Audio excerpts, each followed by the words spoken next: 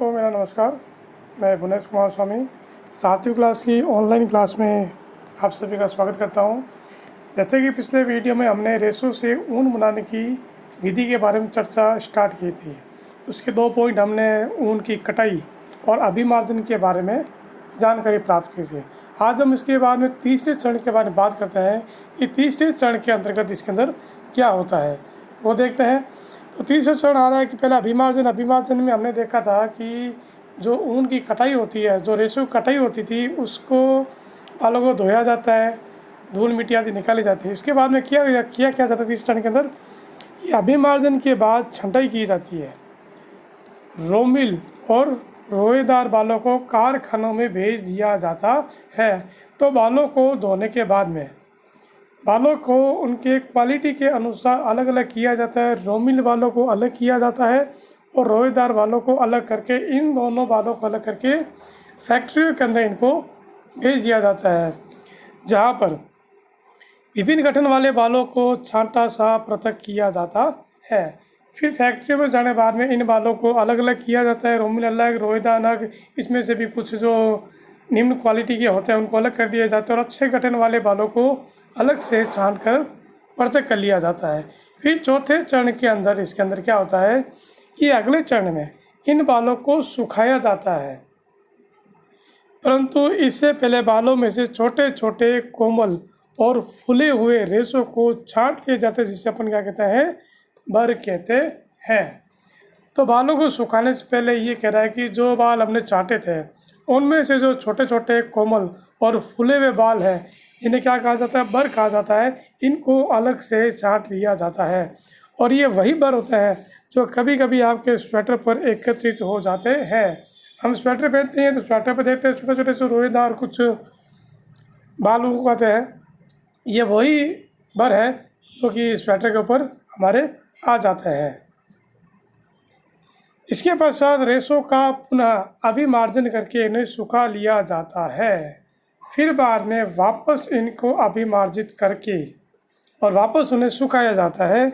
इस प्रकार प्राप्त उत्पाद ही धागों के रूप में काटे जाने के लिए उपयुक्त ऊन है। तो ये जो दोबारा अभिमार्जित करके गंदगी निकाल के छांट कर उनको सुखा कर फिर जो धागे प्राप्त किए जाते हैं, इन्हीं धागों से बाद में ऊन बनाई जाएगी। 5वें चरण के अंदर क्या होगा कि रेशों की विभिन्न रंगों में रंगाई की जाती है। अपन भी जानते हैं कि हम जो स्वेटर पहनते हैं विभिन्न प्रकार के रंगों की होती है। तो चौथे चरण के बाद में जो उपयुक्त ऊन के धागों को अलग छांटा जाता है, उसके बाद में इन रेशों को रंगाई की जाती है, अलग अलग रंग दिए जाते हैं। क्योंकि भेड़ और बकरी की सामान्य ऊन काली और भूरी या सफ़ेद रंग की होती है, जबकि हम जो स्वेटर पहनते हैं वो तो विभिन्न कलर की होती है। तो इन जो रेशे हैं, धागे हैं, इनको रंगों में रंगा जाता है। छठे चरण के अंतर अंतिम चरण है इसको, उसके बाद में इसको रीलिंग की जाती है। रंगने के बाद में इन धागों को रीलिंग की जाती है। अब रेशों को सीधा करके सुलझाया जाता है, फिर इसे लपेट कर धागा बनाया जाता है। जैसा कि चित्र 3.8D जो मैं आपको दिखा देता हूँ। 3.8D ये रहा, ये जो चित्र आपको दिखाई दे रहा है इस प्रकार में, इससे इसको रीलिंग की जाती है, यानी धागों को अलग अलग चाट कर रंग के फिर इसको लपेट लिया जाता है, रीलिंग की जाती है। लंबे रेशों को काट कर स्वेटरों की ऊन के रूप में और उसके बाद में अपेक्षाकृत छोटे रेशों को काट कर ऊनी वस्त्र बुनने में उपयोग किया जाता है। तो जो लंबे लंबे रेशे होते हैं उनको छोटे छोटे रेशों के बाद में काट लिया जाता है, जो कि बाद में वस्त्र बुनने के लिए काम में आते हैं। एक छोटा सा क्रियाकलाप और है इसके अंदर, क्रियाकलाप 3.4 है। क्या कह रहा है, ये अपने सहपाठियों के साथ इस विषय पर चर्चा कीजिए। क्या मनुष्य के लिए भेड़ों को पालना और फिर ऊन प्राप्त करने के लिए उनके बालों को उतारना उचित है या सही या गलत है? ये अपने सहपाठियों के साथ आप चर्चा करें कि ये गलत है या सही है। अब बात करते हैं हम रेशम के बारे में कि रेशम क्या होता है, कैसे रेशम प्राप्त किया जाता है, कैसे इसे वस्त्र बनाया जाता है, इसकी पूरी डिटेल हम पढ़ेंगे। तो रेशम जिसे हम कहते हैं सिल्क के रेशे भी जानवर रेशे मतलब जंतु से प्राप्त होने वाला रेशा है। रेशम के कीट रेशम के फाइबरों को बनाते हैं। तो रेशम के जो कीड़े आते हैं, जो कीट आते हैं, उनसे इस रेशम के धागों को प्राप्त किया जाता है। रेशम प्राप्त करने के लिए रेशम के कीटों को पालना, रेशम कीट पालन यानी इसको सेरीकल्चर कहते हैं। इट्स वेरी वेरी इंपॉर्टेंट शब्द है। सेरीकल्चर किसे कहते हैं?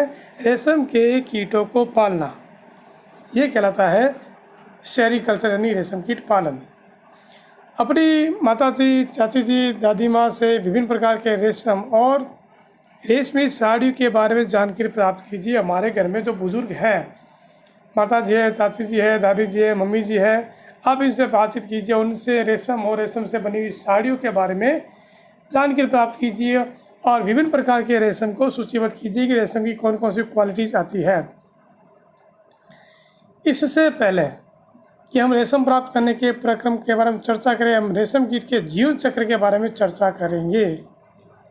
तो रेशम किससे प्राप्त किए जाते हैं, इससे पहले हम ये प्राप्त कर देखेंगे कि रेशम का जो कीड़ा होता है, जो रेशम का कीट होता है, उसका जीवन चक्र क्या होता है। इससे पढ़ने से पहले मैं आपको एक छोटी सी बात और यहाँ बीच में बता देना चाहता हूँ कि भारत में रेशम उत्पादन से संबंधित विभिन्न प्रकार के उद्योगों में महिलाओं की भूमिका महत्वपूर्ण है। यानी भारत के अंदर तो रेशम उत्पादन संबंधित जो कार्य होता है, उसके अंदर भारत की जो महिलाएं होती है वो ज़्यादा महत्वपूर्ण कार्य करती है। क्या काम करती है कि रेशम कीट के पालन, इसके कोकून में से रेशम को निकालने और कच्चे रेशम से वस्त्र निर्माण में आदि कार्य अधिकतर महिलाओं द्वारा ही किया जाता है। तो रेशम कीट को पालना, इनके जो कोकून बनते हैं, कोकून से रेशम निकालना, कच्चे रेशम से वस्त्र बनाना, ये सभी कार्य हमारे भारत के अंदर लगभग महिलाओं द्वारा ही किया जाता है। अपने उद्यम द्वारा वे राष्ट्र की अर्थव्यवस्था में योगदान देते हैं। तो अपने इस कार्य के लिए महिलाओं का बहुत बड़ा योगदान है हमारी राष्ट्र की अर्थव्यवस्था को आगे बढ़ाने में। तो रेशम उत्पादन में चीन विश्व में पहले स्थान पर है। भारत भी प्रमुख रेशम उत्पादक देशों में गिना जाता है। तो रेशम कीट पालन में, रेशम उत्पादन में जो चीन है वो विश्व का नंबर 1 देश कहलाता है। सबसे ज़्यादा रेशम वही बनता है। अब बात करते हैं रेशम कीट के जीवन चक्र के बारे में कि रेशम जब वो कैसे उस कीट से प्राप्त किया जाता है, उस कीट का जीवन चक्र क्या है। मादा रेशम कीट अंडे देती है जिनके लार्वा निकलते हैं, जिसे कैटरपिलर या इल्ली या इसको कहते हैं रेशम कीट कहलाते हैं। तो जो मादा होती है रेशम कीट की, वो जो अंडे देती है, उससे जो फर्स्ट जो लार्वा निकलता है उस लार्वे को कैटरपिलर कहता है। ये इंपॉर्टेंट शब्द है, इल्ली और कैटरपिलर, इसको अच्छी तरह से ध्यान देना।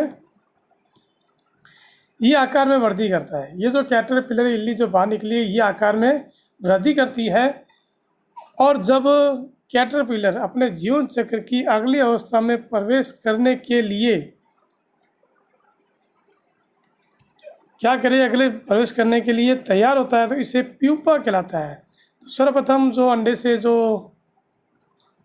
प्रथम जो कीट निकलता है उसे अपन क्या कहते थे, कैटरपिलर कहते थे। और कैटरपिलर अपनी नेक्स्ट स्टेज में जाएगा, जो तैयार होते समय कहता है प्यूपा कहा जाता है। क्या करता है ये प्यूपा, ये देखिए आप, जो अपने इर्द गिर्द एक जाल बुन लेता है। धीरे धीरे कैटरपिलर से प्यूपा अवस्था आएगी। ये जो प्यूपा अवस्था इस स्टेज के अंदर, ये जो अंदर प्यूपा है, ये अपने चारों तरफ एक जाल बुनना शुरू कर देता है। यह जाल उसे अपने स्थान में बने रहने में सहायता करता है। ये जो अपने तरफ जाल बुनता है, ये जाल इसलिए बुनता है ताकि ये जो प्यूपा है ये अपनी स्थिति को वहाँ पर स्थिर रूप से बनाए रख सके, वरना इधर उधर गिर सकता है। फिर यह अंग्रेजी संख्या 8 के रूप में अपने सिर को एक सिर से दूसरे सिर तक ले जाता है। सिर की इस गति के समय कैटरपिलर पतले तार के रूप में प्रोटीन से बना एक पदार्थ स्रावित करता है, जो कठोर होकर सूख कर रेशम का रेशा बन जाता है। तो ये जो प्यूपा ये अपने सिर से लेकर पूरे शरीर पे 8 की आकृति में घूमता है अपने चारों तरफ। ये एक विशेष प्रकार का केमिकल रसायन छोड़ता है जो कि सूखने के बाद में पतले तार के रूप में बन जाता है और ये तार बाद में रेशम का धागा बनता है। जल्दी ही कैटरपिलर स्वयं को पूरी तरह से रेशम के रेशों से ढक लेता है और प्यूपा बन जाता है।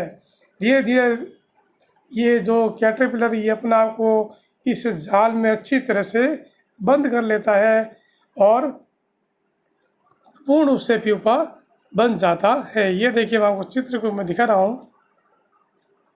ये रहा, देखो, ये रहा इसका कोकून। मतलब कोकून स्टेज बाद में आएगी, उससे पहले ये तो शहतूत के अंडे जो खाता है ये, इसे यहाँ अंडे दिए जाते हैं, यहाँ से रेशम कीट निकलता है, फिर अपने चारों तरफ ये कैटरपिलर जो है वो एक विशेष प्रकार का जाल बनता है, जो धागा लगता है वही रेशम बनता है। फिर आगे देखते हैं कि प्यूपा बनने के बाद में क्या होता है। यह आवरण क्या कहलाता है, कोकून कहलाता है। जब पूर्ण रूप से ये जो कैटरपिलर है अपने आप को बंद कर लेता है इस धागे नुमा संरचना के अंदर, ये देखो ये प्यूपा अवस्था जिसे अपन क्या कहते हैं, कोकून कहते हैं। जब पूर्ण रूप से अपने आप को ढक लेता है, इसके अंदर वो कैटरपिलर उपस्थित होता है। उसके बाद में क्या होता है कि कीट का इसके आगे का विकास कोकून के भीतर ही होता है। फिर अपने आप को पूर्ण रूप से बंद लिया है, कोकून अवस्था बढ़ चुकी है। उसके बाद में इसके अंदर जो जीव पल रहा होता है वो अपने आगे का विकास इसी कोकून के भीतर ही करता है। रेशों का उपयोग रेशम के वस्त्र बुनने के लिए किया जाता है। तो ये जो रेशम का धागा बनेगा, इसके आगे जाकर रेशम के कपड़े बनाए जाते हैं, जो कि बहुत महंगे और उच्च क्वालिटी के आते हैं। बहुत अच्छी क्वालिटी होती है, बहुत सुंदर दिखते हैं इसके कपड़े। तो क्या आप कल्पना कर सकते हैं कि रेशम का मृदु यानी रेशा स्टील की तार जितना मजबूत कैसे हो जाता है? क्योंकि ये जो प्यूपा अवस्था के अंदर या कोकून के अंदर जो धागा बना, ये तो बहुत ही ज़्यादा सॉफ्ट होता है, लेकिन हम जो वस्त्र बनता है उस समय जो धागा बनता है बहुत ज़्यादा मजबूत होता है। तो ये सोचने वाली बात है कि ये उसके बाद में इतना ज़्यादा सख्त कैसे हो जाता है, इसके बारे में हम चर्चा करते हैं। तो रेशम का जो ये धागा रेशम कीट के कोकून से प्राप्त रेशों से तैयार किया जाता है। रेशम कीट अनेक किस्म के होते हैं जो एक दूसरे से काफ़ी अलग दिखाई देते हैं। तो रेशम के जो कीड़े होते हैं वो भी अलग अलग प्रजाति के होते हैं। उनसे प्राप्त होना जो रेशम होता है वो भी अलग अलग क्वालिटी का होता है। और ये जो रेशम कीड़े हैं वो भी अलग अलग प्रजाति होने की वजह से थोड़े थोड़े इनके अंदर डिफरेंस दिखाई देता है। उनसे प्राप्त होने वाला रेशम का धागा गठन अर्थात रुक्षता, चिकनाहट और चमक आदि में भिन्न भिन्न होता है। तो अलग अलग इन प्रजाति से प्राप्त होने वाले जो रेशम होता है, उनका जो धागा होता है वो चिकनाहट के अंदर, चमक के अंदर, क्वालिटी के अंदर भिन्न भिन्न प्रकार का होता है। अतः टसर रेशम, मूंगा रेशम, कोसा रेशम और अन्य प्रकार के रेशम विभिन्न किस्म के रेशम कीटों द्वारा काटे गए कोकून से प्राप्त किए जाते हैं। तो ये जो 3-4 प्रकार के अपने क्वालिटी के जो रेशम आई हैं, ये अलग अलग प्रकार के प्रजाति से प्राप्त किए जाते हैं और ये इनके कोकूनों से निकाला जाता है। सबसे सामान्य रेशम कीट शहतूत रेशम कीट, जो कि शहतूत नामक पेड़ की पत्तियों पर पाया जाता है। इस कीट के कोकून से प्राप्त होने वाला रेशम फाइबर मृदु, बहुत सॉफ्ट होता है, चमकदार होता है और बहुत ज़्यादा लचीला होता है और इसे सुंदर रंगों में रंगा भी जा सकता है। तो ये जो शहतूत रेशम कीट जो होता है, इसकी जो रेशम प्राप्त होता है, ये जो रेशम है बहुत ज़्यादा, इसका जो धागा है बहुत ज़्यादा सॉफ्ट, चमकीला, चमकदार और लचीला, बहुत ज़्यादा सॉलिड यानी मजबूत भी होता है, जिससे विभिन्न रंगों में रंगा भी जा सकता है। और रेशम कीट पालन अथवा रेशम कीटों का संवर्धन भारत का प्राचीनतम व्यवसाय है। बहुत पुराने ज़माने से भारत के अंदर ये रेशम कीट पालन और रेशम के कीटों का संवर्धन चलता आ रहा है। भारत व्यावसायिक स्तर पर बहुत अधिक रेशम का उत्पादन करता है। नंबर 1 चीन है, लेकिन भारत भी अपने देश के अंदर बहुत ज़्यादा मात्रा के अंदर रेशम का उत्पादन करता है। एक कीड़े का लाभ छोटा सा आपको बता रहा है कि विभिन्न प्रकार के रेशमी वस्तुओं के टुकड़े एकत्रित कीजिए और इन्हें अपने स्क्रैप पुस्तिका में चिपकाइए। विभिन्न प्रकार के रेशम के टुकड़ों को आप कलेक्ट करें और अपनी पुस्तिका के अंदर चिपकाइए। आपको ये दर्जी की दुकानों में वैध कतरनों की ढेरी के रूप में मिल सकते हैं। तो आपको ये जो रेशम के जो टुकड़े मिल जाते हैं, ये आपको दर्जी की दुकान में आसानी से मिल जाता है। अपनी माता जी, चाची जी अथवा शिक्षिका की सहायता से विभिन्न किस्म के रेशम, जैसे कि शहतूत रेशम है, टसर रेशम है, एरी रेशम है, मूंगा रेशम है, की पहचान कीजिए। अब आपको तो पता नहीं कि कौन सी रेशम कौन सी क्वालिटी का है, तो इसके लिए आप अपने माता पिता या जो लेडीज़ है या अपने टीचर की सहायता से ले सकते हैं कि कौन सा रेशम शहतूत रेशम है, कौन सा टसर है, कौन सा एरी है। इसकी आप जानकारी अपने बड़े से प्राप्त करें।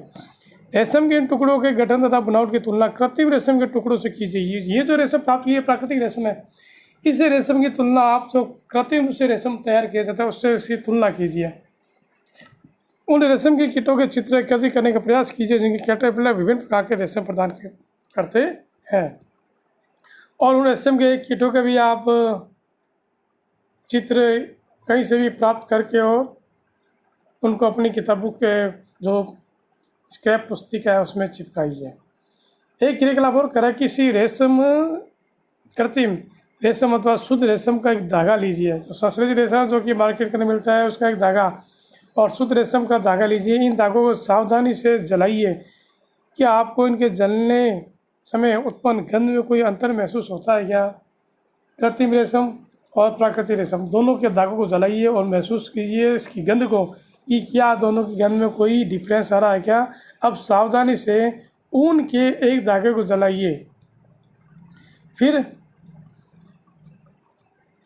इसके जलने की गंध कृत्रिम रेशम के जलने जैसी ही होती है। जो आप ऊन का धागा जलाएंगे और जो कृत्रिम रेशम का धागा जलाएंगे, इन दोनों की जो स्मेल है, गंध है, समान आती है अथवा शुद्ध रेशम जैसी आती है। क्या आप बता सकते हैं कि ऐसा क्यों है? ये जानने के लिए रेशम कीट के जीवन चक्र में कोकून अवस्था कब आती है, क्रियाकलाप 3.7 में आप इसको करने का प्रयास कीजिए। तो चित्र 3.9 की फोटो प्रतिलिपि लीजिए। 3.9 जो आपके चित्र पीछे आया हुआ था उसकी एक आप फोटोलिपि प्राप्त कीजिए और इसको जीवन चक्र रेशम कीट के जीवन चक्र की विभिन्न अवस्थाओं के चित्र काट लीजिए। प्रत्येक को अपने गत्ते अथवा चार्ट पेपर पर अलग अलग चिपकाइए। अब इन चित्रों को आपस में मिला लीजिए। अब इन चित्रों को जीवन चक्र के विभिन्न अवस्थाओं के सही क्रम में लगाने का प्रयास कीजिए। जो कोई भी सबसे जल्दी ऐसा कर लेगा वह विजेता कहलाता है। क्या आप अपने रेशम शब्दों में रेशम कीट के जीवन चक्र का वर्णन भी कर सकते हैं और अपनी स्क्रैप पुस्तिका में इसको चिपका सकते हैं? तो आज हमने इसके रेशम कीट के जीवन चक्र के बारे में भी अध्ययन किया है। अब इसके आगे का अध्ययन हम अगले वीडियो के अंतर्गत करेंगे। जाने से पहले आपको रिक्वेस्ट करता हूँ कि इस वीडियो को देखने वाले वीडियो को लाइक करें और कमेंट जरूर करें। धन्यवाद।